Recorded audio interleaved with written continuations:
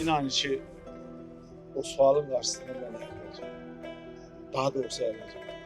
Çünki elə bir sualdır ki, heç təsəvvürümə gəlməz və düşünmədiyim bir sualdır.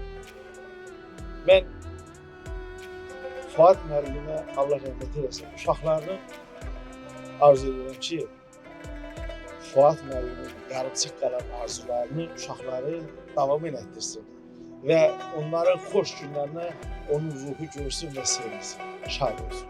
Mən bir dənə həyatda Fuad müəllimin ailəsinə, uşaqlarına baxmalı, onun arzularını ki, Fuad müəllimin onun üçün çox rahat olur.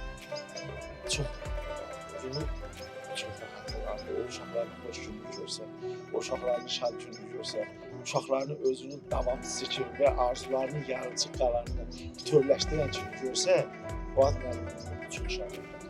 Çox şad olur. Çok şad olur.